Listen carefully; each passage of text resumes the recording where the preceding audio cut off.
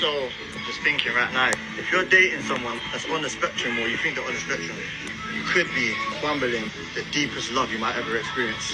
If you let your pride, frustration, and lack of patience overshadow their need for clarity.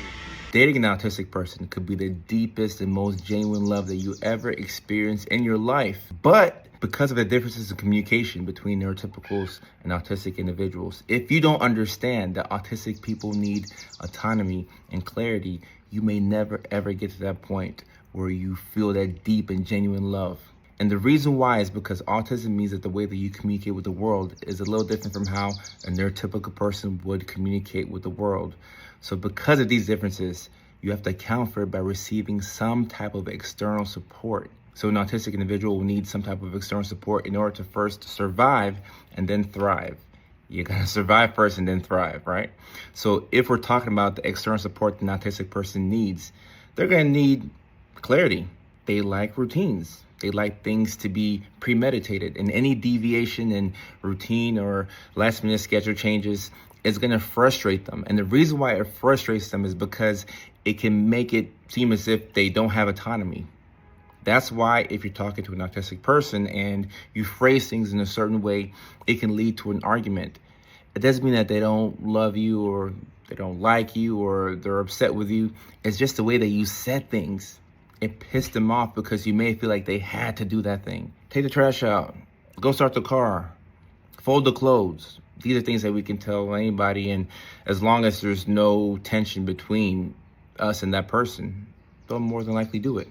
But if you tell an autistic person these things, and we call this concept pathological demand avoidance, if you say this to an autistic person and you phrase it in a certain way, or maybe the tone or the inflection in your voice may seem like they had to do that thing, it's going to frustrate them because what you don't see is that they're having an invisible fight. It's invisible to you, but to them, they struggle with this every single day. They're fighting for their autonomy because one of the most embarrassing things and one of the most helpless feelings in this world is knowing that we need other people in order to survive.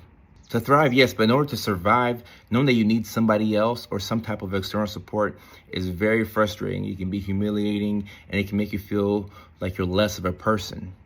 So because the autistic individual is always in a fight for their autonomy, it means that the way things are communicated is of the utmost importance. You have to say things in a way that allows for them to have some autonomy. You have to be patient. You have to take your time. And I struggle with this all the time. My current girlfriend's on the spectrum, and our methods of conflict resolution are very different. She wants to get things sorted out ASAP and in the moment. And I just rather go to bed and we can take care of it later. I don't care. I care, but right now I just want to get some sleep. And I've learned that until she has a minimum level of clarity, that we're going to be stuck.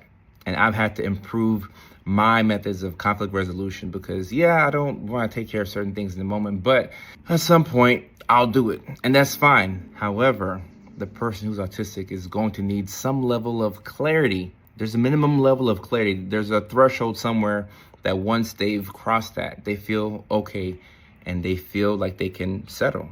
And they're not going to be dysregulated and they're not going to be as anxious. So dating an autistic person, while it appears as if it could be frustrating because of the differences in communication, once you learn that they are in a constant battle for their own autonomy and that they're striving for their independence, then you'll know why they want clarity so much. And once you do this, your relationship will dramatically improve.